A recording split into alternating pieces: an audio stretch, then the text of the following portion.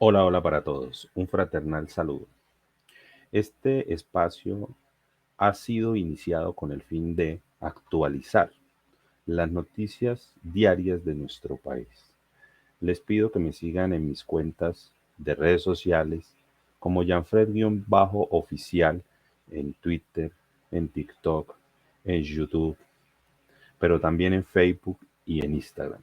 Vamos a hablar de las noticias que han ocurrido en el día de hoy.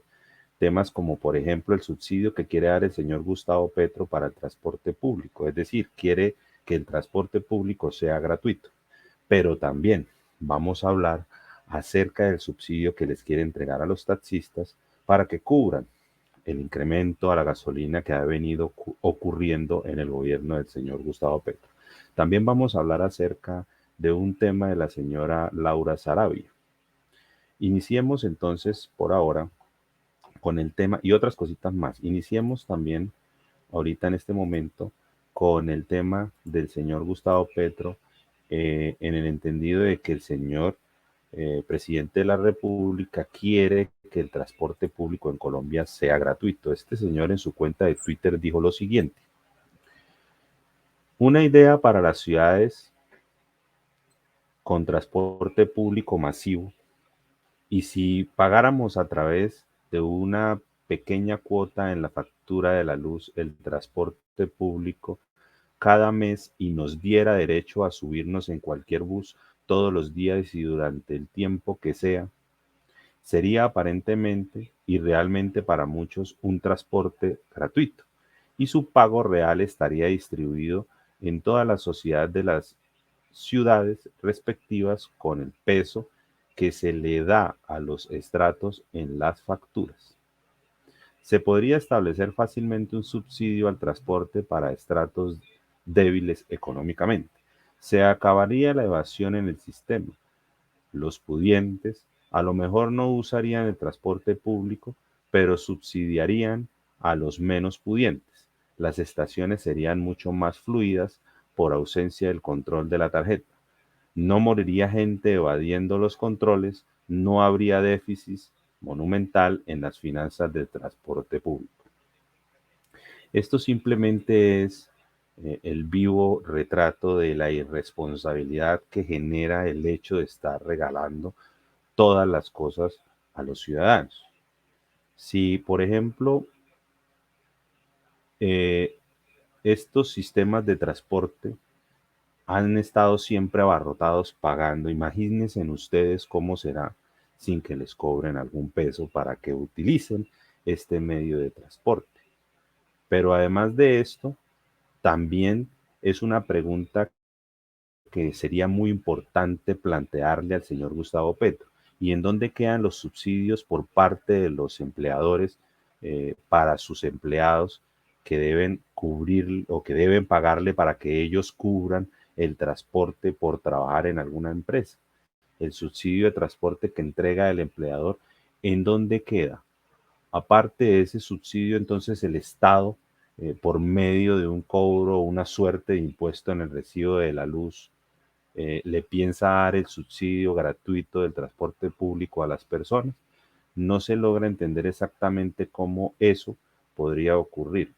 Pero además de esto, eh, es un incremento, ¿no?, impositivo de más que las personas aparentemente pudientes, como él los llama, deban sufragar, ¿no?, para cumplir estos caprichos del señor Gustavo Petro y financiar a todas estas personas que van a utilizar el transporte público gratuito. Esto también generaría simplemente paseos porque sí, sin ninguna necesidad, abarrotando el transporte público, eh, sin a veces tener una obligación, una necesidad para utilizarlo, sino simplemente para pasear y no para un servicio esencial.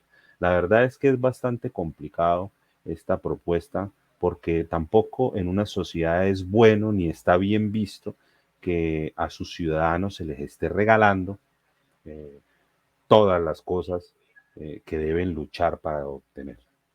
Ahora bien, nunca tendrá esto un fin, será para siempre. Y los subsidios tampoco deberían ser para siempre. Los subsidios deberían tener un tiempo para que los utilicen las personas y después no utilizarlo más, porque así lo que nosotros generamos es personas irresponsables, gente que no quiere producir y así un país no puede progresar. Además de esto, también encontramos otras noticias en este día aquí en nuestro país. El señor Gustavo Petro en una reunión que estuvo en la ciudad de Bucaramanga le hizo una advertencia a la Cámara de Comercio. Dijo algo así, ¿no? Si la Cámara de Comercio no lo permite, la asociatividad para la industrialización en el campo, pues nosotros no permitimos la Cámara de Comercio. La Cámara de Comercio maneja dineros públicos. Entonces, si se convierte en un obstáculo de la asociatividad, entonces el recurso público va por otro lado, aseguró el presidente Petro desde Bucaramanga. Pero escuchémoslo a él mismo en sus palabras, porque de pronto algunas personas dirán que no es cierto lo que él acaba de decir. Entonces, como sucede en Nueva Zelanda, el productor agrario sería copropietario de la industrialización de su producto. Eso tenemos que verlo rápido. Pero si nos quedamos en el margen, pues no vamos a ver la industrialización del mundo rural. Entonces, ¿la qué? Asociatividad. Entonces, como sucede en Nueva Zelanda, el productor agrario sería copropietario de la industrialización de su producto. Eso tenemos que verlo rápido. Pero si nos quedamos en el margen, pues no vamos a ver la industrialización del mundo rural. Entonces, ¿la qué?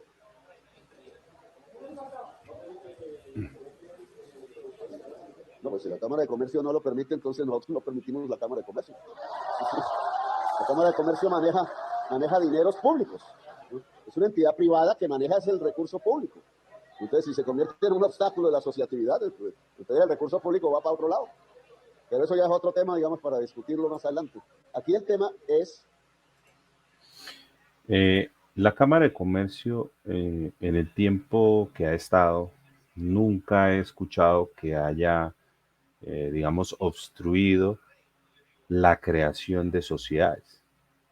Eh, Cuando un grupo de personas quiere realizar una sociedad, la Cámara de Comercio está dispuesta a recibir esas sociedades y registrarlas como una sociedad que va a generar, digamos, empleos y de pronto también riqueza para los que la constituyen, pero también le va a servir a crear riqueza para nuestro país por medio de los impuestos y los recaudos. Nunca se ha sabido que la Cámara de Comercio le ponga talanquera a las personas que quieran realizar o crear una sociedad. Es falso decir que la Cámara de Comercio lo impide. Claramente lo impedirá cuando las personas no cumplan con los requisitos para constituirlo. De lo contrario, eso no sucede.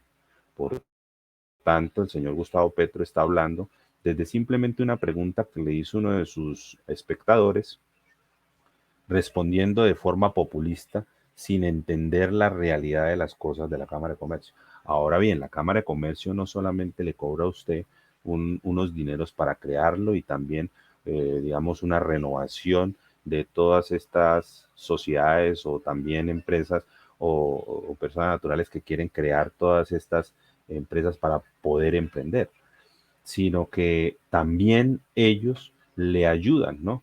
Con, con la propaganda y además con, con el hecho de que lo tengan a uno allá registrado y de esa forma las personas tengan, digamos, una representación legal y que la Cámara de Comercio le sirva a las personas que quieran averiguar de dichas empresas que sí existen, están legalmente constituidas y que tienen los datos de todas estas empresas y que por tanto las personas podrían, en eventual caso, tener negociaciones con ellos. Es bastante importante la Cámara de Comercio como para que el señor Gustavo Petro la venga a amenazar y en ese orden de ideas quiera tal vez acabarla o dejarle de entregar aquellos dineros que el Estado colombiano le debe entregar. También es importante mirar este otro tema que la verdad me parece que no está bien, porque el señor Gustavo Petro sancionó ley para que desaparezca la economía naranja del gobierno Duque.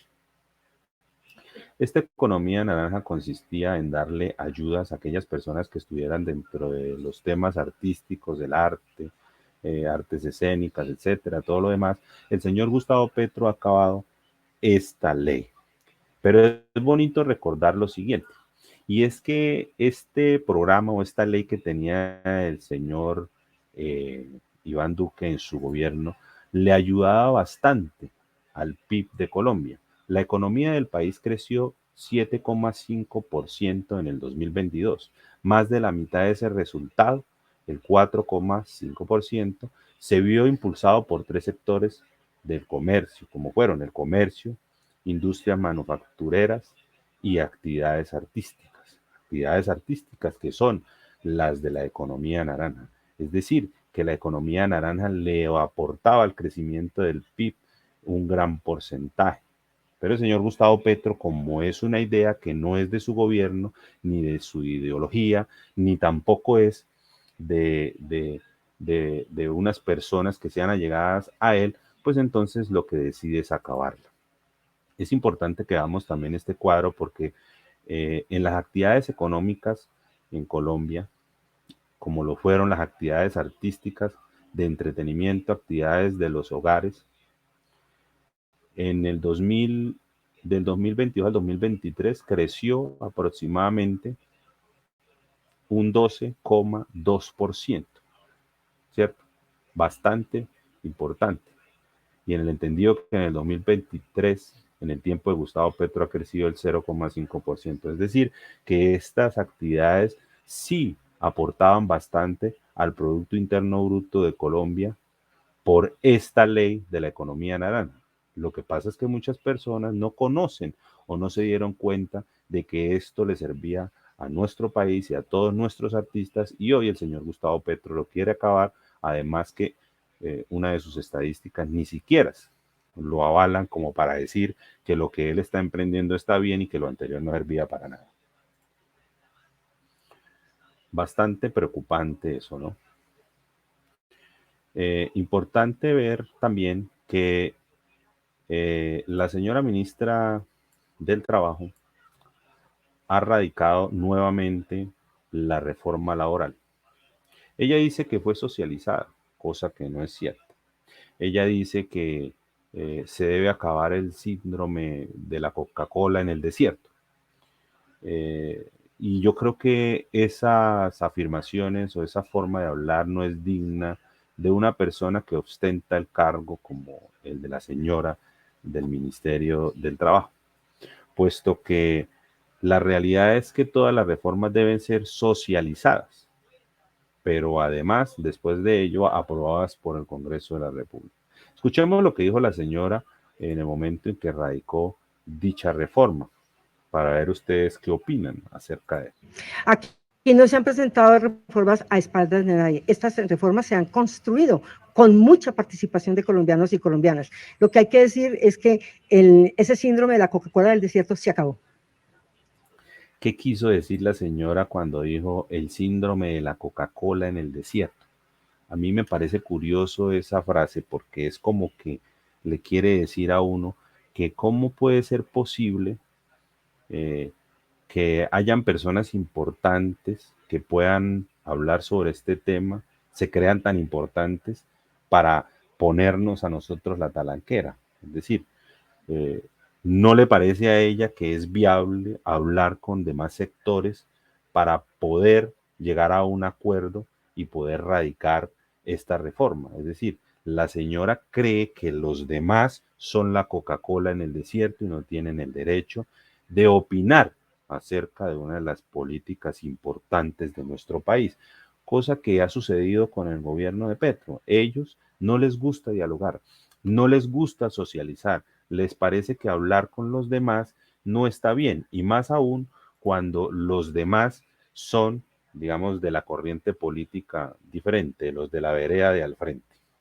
Pero recordemos a esta señora qué es lo que dice, ¿no? esta señora quién es y cuáles son sus ídolos, por decirlo así. Mire lo que dice la señora. Quisiéramos nosotros que aquí estuvieran las ideas de Chávez, de Evo, de Rafael Correa y de todos los que están construyendo patrias soberanas e independientes. Quisiéramos. Esta es la persona que está dirigiendo el Ministerio del Trabajo.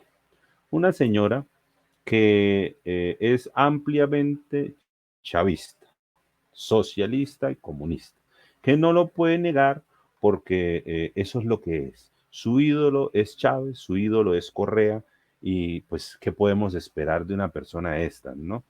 Una persona que no se deja hablar, una persona que le parece que la opinión de los demás no sirve para nada y que los demás que son los que quieren opinar son la Coca-Cola del desierto. No podemos esperar mucho de una persona esta. Lo que sí es cierto es que nosotros como ciudadanos, como colombianos, también tenemos el derecho a opinar y que además de eso, si no nos quieren escuchar de esa forma, pues entonces que nos escuchen en las calles cada vez que salgamos a manifestarnos en contra de todos estos ministros y también obviamente el gobierno del señor Gustavo Petro, que no quiere escuchar a las personas que, digamos, no piensan igual que ellos. Les parece que nosotros no somos colombianos y que nosotros no tenemos derecho de opinar acerca de un tema que también le afecta a las personas de la oposición, como también a ellos mismos, es decir, a todos los colombianos. Pero yo recuerdo en algún momento, ya pasando para otra noticia, que muchas personas de izquierda decían que en qué momento, pero cuándo, en qué momento el ministro o el gobierno Petro había dicho que a la CPM le iban a subir, que eso nunca iba a pasar. Pero resulta que en algún momento el señor ministro de Hacienda, Ricardo Bonilla, había dicho que el ACPM sí iba a hacer o iba a haber incremento en este combustible, pero que no iba a ser antes de las elecciones, sino después. Eso lo dijo el señor en una entrevista para una de las medios de comunicación de nuestro país. Es decir, no quiere que las elecciones se les afecte al pacto histórico, porque imagínense usted, si le suben a la CPM antes de las elecciones, a lo mejor, digamos, las votaciones para el pacto histórico se les mermarían bastante. Pero sin embargo, volvió y no lo dijo de frente. Es decir, no sé cómo los señores de izquierda sigan pensando que lo que el señor dice no es cierto cuando él mismo es el que lo dice. El ministro de Hacienda, Ricardo Bonilla, confirma que el gobierno Petro subirá a 16,000 pesos el precio de la CPM. Entonces, vamos a escucharlo con sus propias palabras aquí al señor Bonilla para que todos nos demos cuenta que el señor sí quiere subirle a la CPM. Perdón. Pero entonces ahora dígame a cuánto va a llegar el diésel. El diésel también tendrá que llegar a una cifra alrededor de los 16,000. Y eso va a ser tenaz. tenaz. Sí, pero hay que hacerlo lo mismo que hicimos con gasolina. Pero entonces ahora dígame a cuánto va a llegar el diésel. El diésel. ¿Qué es lo mismo que hicimos con la gasolina? Subirle de 400 y 500 y 600 pesos cada mes. Pero además de eso, luego darles un subsidio de 100,000 pesos que vendrían siendo 3,333 pesos diarios. Eso es lo que ustedes quieren hacer. Y la otra pregunta es, ustedes no nos dicen que supuestamente les suben a los combustibles porque el fondo de estabilización de los precios de los combustibles no servía y hay una deuda enorme que se debe cubrir. ¿De dónde van a salir esos dineros? ¿De dónde? Y además de eso, los incrementos a la gasolina, que se van a cubrir ese desfalco supuesto del fondo de estabilización, pues obviamente lo va a cubrir la misma gente con el pago, ¿no?, de la subida en el combustible.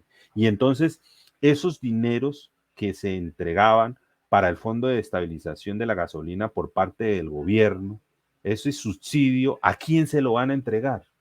¿A los delincuentes?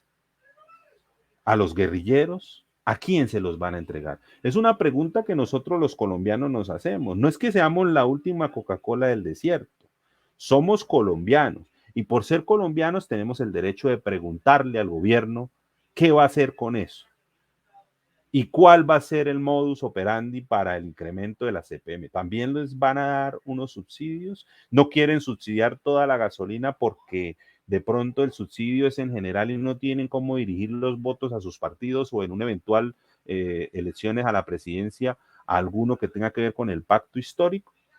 Es decir, que ahora van a dar los subsidios directamente a la persona, e inclusive con este subsidio que le van a dar a los taxistas les están pidiendo que tienen que arreglar sus datos personales, ¿m?, para poderles entregar ese dinero.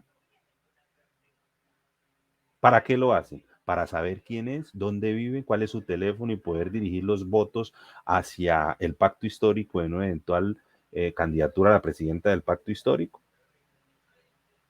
Es bonito que nos expliquen todos esos temas, porque la verdad es que algo que debería suceder en Colombia hoy en día es que las personas que reciban subsidios no puedan votar, porque no es posible que los colombianos con sus impuestos le paguemos los votos al gobierno de turno con los subsidios, porque eso es prácticamente pagarles o comprar los votos en favor del gobernante de turno. Bastante complicada esa situación. Vamos a revisar otro tema acerca de las noticias de Colombia.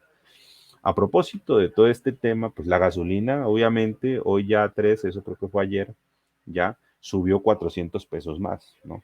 No podemos nosotros dejar de pasar esta noticia porque la verdad es que no se nos puede hacer que esa sea una costumbre ya y que nosotros la pasemos por desapercibida cuando esto nos está afectando absolutamente a todos los colombianos. No solamente a los taxistas, sino a todos los colombianos le va a afectar ese dinero. A propósito, ¿no? Si les van a dar ese subsidio a los taxistas para que cubran la gasolina, pues no podrán cobrar tan caro el transporte en el taxi, ¿no? Porque si no, no tendría sentido. Le dan subsidio y nos cobran caro porque la gasolina es cara. No. Hay muchas personas que hablan de una campaña de no utilizar taxi. No sé ustedes qué opinan acerca de eso. Vamos a ver, por ejemplo, a propósito de este tema de los taxistas que se reunieron después de las manifestaciones que ocurrieron por el incremento que ha venido ocurriendo de la gasolina, al señor Hugo Ospina, que se hace llamar como líder del gremio de taxistas, está indignado. El señor está indignado porque se fueron a encontrarse con el señor Gustavo Petro, algunos dirigentes taxistas, con Petro en Casa de Nariño para llegar a un acuerdo, y el acuerdo al que llegaron es que hay un subsidio de 100.000 pesos mensuales. Pero este señor está indignado por eso. Vamos a escuchar al señor qué es lo que dice acerca de ese tema. Escuchémoslo. Hoy, 1 de septiembre, estoy sorprendido de hasta dónde estos líderes de WhatsApp que vinieron a la presidencia de la República. Me da tristeza y vergüenza de ver cómo todos los líderes del paro de Bogotá que llegaron a la presidencia de la República, lo único que llegaron fue a tomar tinto y a comerse una comida que nos brindaron en la presidencia. Ninguno de ellos chistó absolutamente nada. Y le delegaron a 3 personas, a uno de Santa Marta, a uno de Cali y a otro que no me acuerdo de dónde, creo que es de Popayán, para que hablara por el sector del taxi. Y qué tristeza lo que les voy a contar a todos los taxistas del país. Fueron a pedir gasolina diferencial, pero no fueron capaces de decir de cuánto el valor que espera el gremio de taxistas que les den. Solamente llegaron a decir, nos subió casi 4.500 pesos, pero nadie fue capaz de decir, oiga, presidente, bájenos el valor de combustible, como mínimo, un 50% de lo que ha subido. Ojo, que aquí el señor, como ha venido ocurriendo, demuestra que solo le importan sus intereses, no les importa lo de los demás, no les importa los motociclistas, no les importa los de los vehículos particulares, no les importa aquellos que pueden trabajar en acarreos, que utilizan vehículos a gasolina, no les importa más nadie sino ellos. A ellos no les interesan los demás. Por eso es que nosotros también debemos protestar en contra de ellos, porque es que los colombianos no solamente son los taxistas, los colombianos somos todos. Los que se afectan por el incremento al precio de la gasolina somos todos los colombianos, no solamente ellos. Dijeron en la cara, no podemos darle la gasolina preferencial porque las estaciones de servicio no están adecuadas para esa tarifa diferencial. 2, porque no tienen cómo controlar si el conductor del taxi tanqueó aquí y volvió tanqueó en 10 bombas de gasolina y fue y la revendió. 3, los líderes del gremio de taxistas son buenos sino para hablar por los grupos de WhatsApp. Con la propuesta que nosotros llevábamos integral de saber el valor del etanol, la capitalización que se le está dando a Ecopetrol, la costilla del trabajo de los taxistas del país. 3. Aquí nadie sabe cuál es la autoridad que controla, inspecciona y vigila el valor del etanol en Colombia. Aquí nadie sabe por qué hoy nos siguen cobrando a todos los taxistas del país y a la ciudadanía en general el transporte por camiones cisterna. Si hoy nos hubieran hecho caso a los estudios profesionales que hicimos como organización sindical, estaríamos hablando de un descuento entre 2.900 y 3.700 pesos. No para los taxistas, sino para todos los colombianos. ¿Por qué? Porque ahí están los estudios que nos están cobrando impuesto sobre el impuesto a todos los colombianos. Pero esa envidia que mantenemos los taxistas. Totalmente en esto que está diciendo el señor, estamos de acuerdo. Hubiese sido un descuento para todos, no solamente para unos, pero los taxistas allá fueron a venderse. Entonces, en ese orden de ideas, no podemos compartir que simplemente estén pensando en ellos. La verdad es que no sé este señor, digamos, de qué corriente es, no sé exactamente bien qué es, pero realmente en esto sí tiene razón. Y es que lo que se debe lograr es digamos, un descuento de la gasolina para todos los colombianos, no solamente para los taxistas. Aquí se están afectando, son todos los colombianos. Esa clase de líderes que tenemos, que van a la foto de la presidencia. Allá sí se tomaron la foto con el presidente y no fueron capaces de decirle al presidente lo que dicen por los grupos de WhatsApp, cobardes. Les tiembla el que sabemos, porque somos buenos para hablar por los grupos de WhatsApp y no somos capaces de sentarnos al frente, a hablar frente al presidente. Todo el mundo habló allá 3, 4, 5 minutos y se les acabó el discurso. Si alguno de los líderes que existió, de esos grupos de WhatsApp, que asistió a la presidencia, pregunten en qué habló el señor Hugo Espina, para ver cómo defendió el gremio de taxistas, con normas, con sentencias, con fallos, con providencias, con estudios. Y los demás líderes de WhatsApp ni siquiera fueron capaces de hablar. Pero eso sí, son unos berraquitos hablando por los grupos de WhatsApp. Entonces aquí nos volvimos a encontrar a una persona que está indignada, inclusive de los mismos taxistas, del mismo gremio.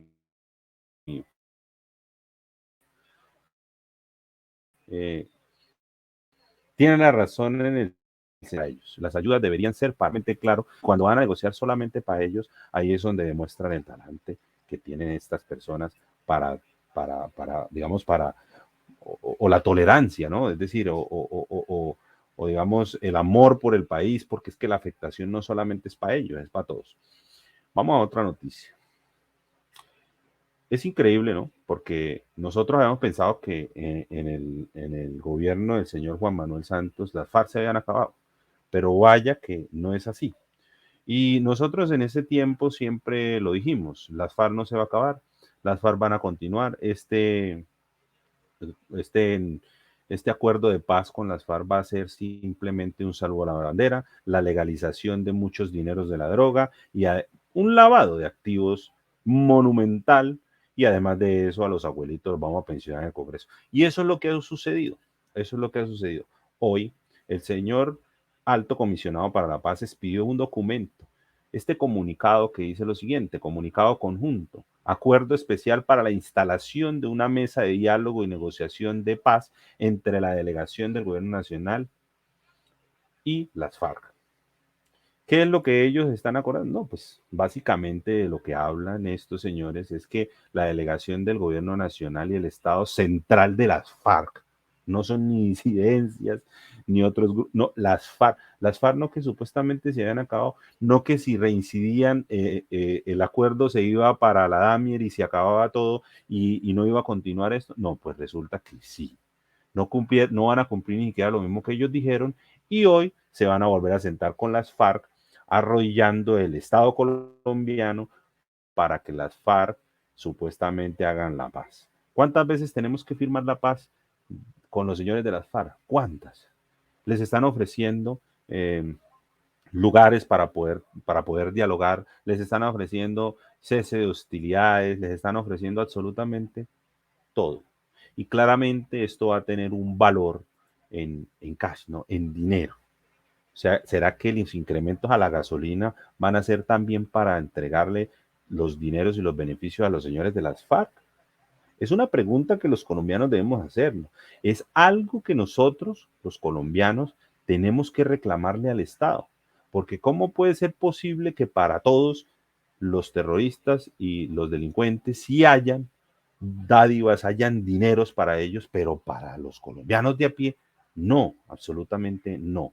Bastante confuso eso y bastante deplorable que el Estado colombiano se tenga que volver a arrodillar ante los señores de las FARC, supuestamente para hacer una paz que nunca han realizado, que nunca han querido y que además de eso les ha pesado hasta la jeta para poder pedir perdón a todas sus víctimas y que nunca han reparado y que además de eso han reincidido. No cumplieron ni lo que ellos mismos escribieron, jamás lo han cumplido. Pero eso sí, la JEP cuando habla, que fue creada con el acuerdo de paz del señor Juan Manuel Santos, el acuerdo habanero, cuando la JEP habla de los temas de la fuerza pública, las FARC, perdón, la JEP tiene toda la razón, ¿no? Pero cuando aparece, como por ejemplo el señor Martín Sombra, que dice que mataban a personas y que las hacían pasar como falsos positivos, a ellos no los escuchan, a ellos no hay que escucharlos. Terrible, terrible. Debemos nosotros, los colombianos, protestar en contra de todo esto hasta el final. Porque no puede ser que a nosotros sí nos suban todos los impuestos, ahora nos incrementen el precio de la luz que ya está caro, para financiarle el transporte a los vagos de nuestro país y además de eso, el precio de la gasolina alto, la reforma tributaria que ha fracturado la economía de los empresarios, de los colombianos, para entregárselo a toda esta gente y también a los delincuentes supuestamente para que no maten, como lo dice el señor Gustavo Petro, entregándoles 1 millón de pesos mensuales. Es increíble que todavía hayan personas que a este tiempo todavía respalden al señor Gustavo Petro. Es increíble, es increíble. Algo que me encontré yo por aquí bastante importante, ¿no? Y es que el señor Mordisco, Iván Mordisco, este señor que es un cabecilla bastante peligroso, tremendo, que nunca se ha movilizado, le ha dicho a Simón Trinidad que lo ha invitado, que se allegue a la mesa de diálogo con las FARC, que, digamos, se encuentren entre ellos mismos para poder dialogar de paz. Entonces, ¿cómo es la cosa? No era que se agarraban a plomo, que se odiaban, que no se querían. El tema era tener el poder, que uno de ellos hubiese obtenido, o sea, la carrera era por obtener el poder y luego arreglamos todo cuando el poder ya lo tengamos. Eso era lo que les afanaba, porque ahora resulta que todos son amiguis. Ahora resulta que todos quieren estar en una mesa de diálogo y que todos quieren hablarse entre sí y que todos los delitos que han cometido en ningún momento los van a cumplir. Dijo el señor Iván Mordisco lo siguiente: las disidencias mencionaron que si alias Simón Trinidad acepta participar en los diálogos con el gobierno, pedirán a Estados Unidos. Pues entonces ahora resulta que las disidencias son las que le van a pedir a los Estados Unidos que envíen a dialogar. Me parece supremamente terrible que a esto hubiésemos llegado nosotros los colombianos. Las disidencias bajo el mando de alias Iván Mordisco invitarán a Juvenal Ovidio Ricardo Palmera Pineda, alias Simón Trinidad, a participar en mesa de diálogo con el gobierno nacional y enfatizaron en que si alias Simón Trinidad dice que sí quiere participar en diálogos, las disidencias pedirán a Estados Unidos que sea enviado a Colombia. O sea, es decir, esto ya no lo pide el Estado colombiano, sino lo pide el Estado Mayor de las FARC. Es increíble que nosotros hayamos llegado a eso. Ahora resulta que las FARC le pide a los Estados Unidos a quién o a cuál delincuente. A eso hemos llegado. Y no era que ellos eran los enemigos a muerte, no era que ellos no se querían y que entonces parece que el tema era la competencia a obtener el poder. Y el primero que obtenga el poder, entonces allá miramos a ver cómo nos las arreglamos y dejamos que todo surja y todo se acabe. Lo importante es que nosotros los colombianos en las elecciones, ya sean ahorita en octubre para municipales, votemos en contra de todo esto que huela a guerrilla y que huela a socialismo y a comunismo, porque no puede ser posible que ahora resulta que los que piden a los delincuentes consecuente en extradición son el Estado Mayor de las FARC.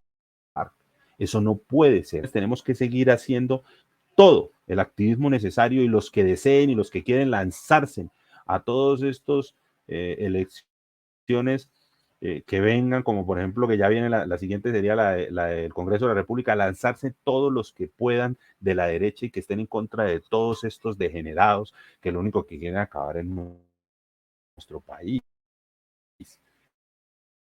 No puede ser posible que esto siga, simplemente que a ellos no les importa la dichosa paz, a ellos les importaba era simplemente obtener el poder y después de ello mirar cómo solucionan el problema y así poder luego quedar todos en libertad y todos felices y contentos. Es importante esto. Quería hablarle acerca de este tema de la señora Laura Sarabia, puesto que pues las personas que fueron capturadas por el tema de las interceptaciones ilegales, apareció una persona, ¿no? Un mecánico, mecánico que fue aquel que supuestamente utilizó, digamos, algunos medios para embolatar a la justicia y engañarla para que hubiesen las interceptaciones en contra de la señora Marelvis Mesa y otra de sus colaboradoras.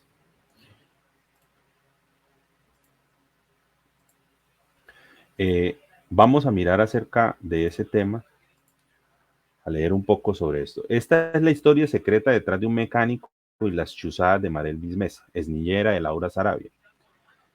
Semana conoció el expediente contra 5 policías que fueron capturados y un informante por las interceptaciones a la exniñera de Laura Sarabia. En el montaje usaron a un mecánico como supuesto espía. ¿Quién dio la orden? Les agradezco a todos los que están observando y escuchando este programa. Los invito a que les den like. Aparte de eso, pues si pueden comentar y compartir nuestro programa porque le hace un bien a nuestro canal.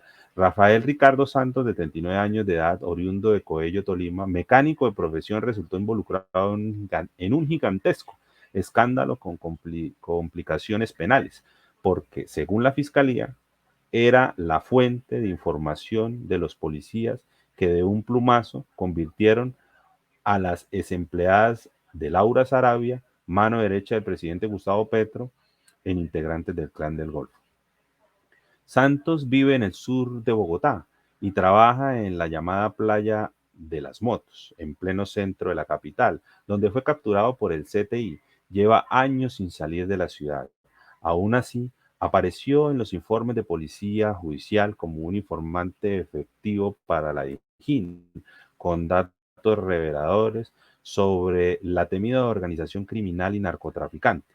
De acuerdo con los informes, Santos advirtió que 2 mujeres, alias la madrina y alias la cocinera, eran integrantes del Clan del Golfo. Como certeza, entregó los números de contacto que resultaron ser los abonados telefónicos de Marelvis Mesa y Fabiola Perea. La primera es niñera y la segunda es empleada doméstica de Laura Sarabia, entonces jefe de gabinete de Gustavo Petro. Con esta fachada y la credibilidad que tenía los investigadores, se logró que una fiscal del Chocó ordenara la interceptación a las comunicaciones de Marelvis y Fabiola.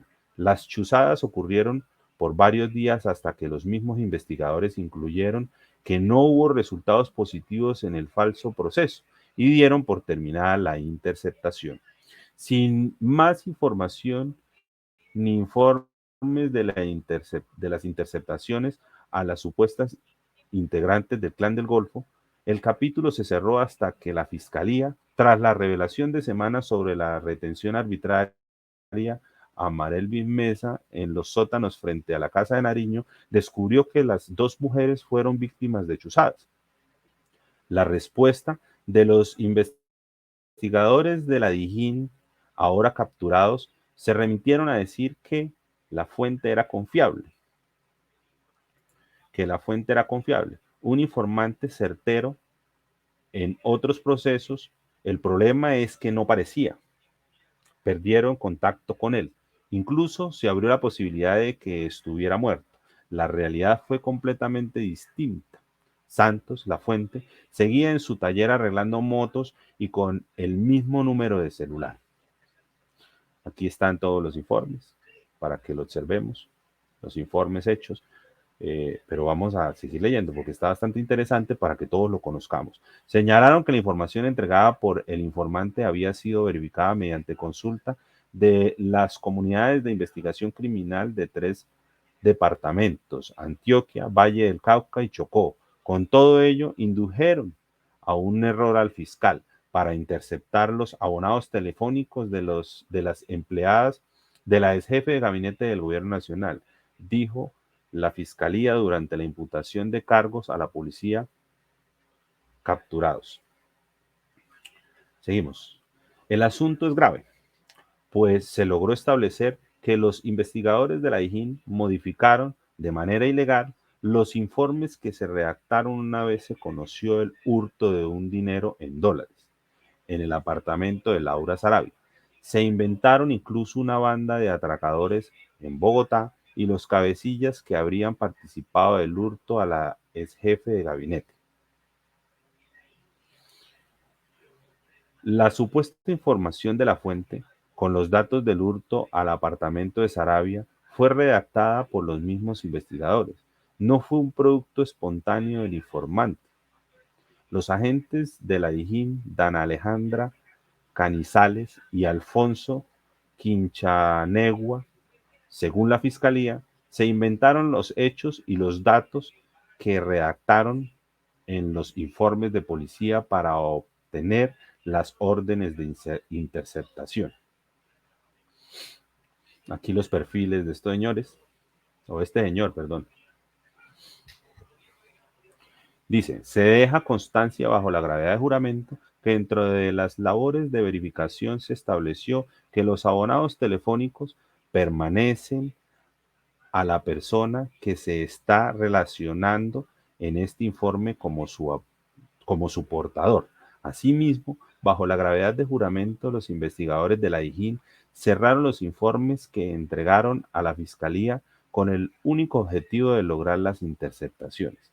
De acuerdo con las pruebas, no hay duda de que los investigadores de la Dijín, Alfonso Quinchanegua, Carlos Andrés Loaiza, Dana Alejandra Canizales, Freddy Alexander Gómez y John Freddy Morales Cárdenas son responsables de llevar a un engaño a la justicia, mientras buscaban interceptar las comunicaciones de las empleadas de Laura Sarabia, la hoy designada directora del Departamento para la Prosperidad Social de EPS, que se trataba de una fuente que venía agotando números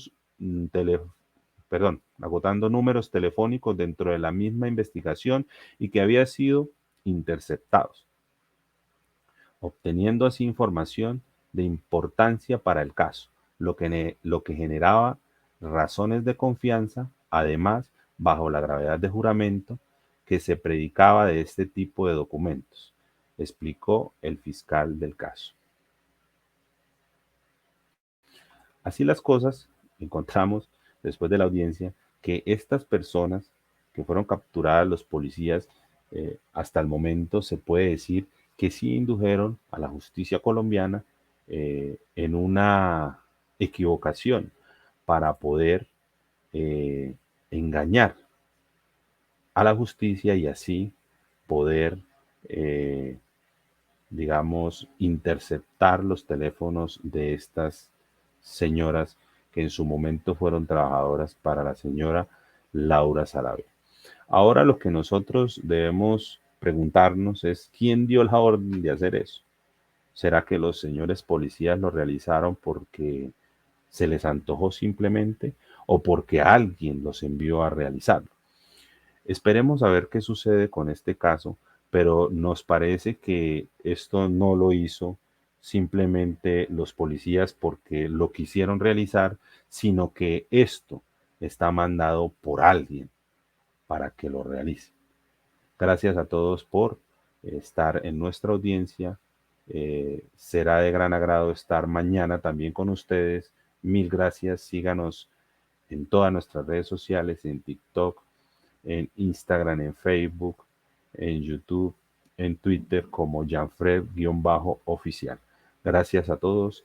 Espero estar con ustedes en contacto. Compártanos y den link para poder seguir creciendo y también para que nuestro canal pueda llegar a más personas. Gracias a todos.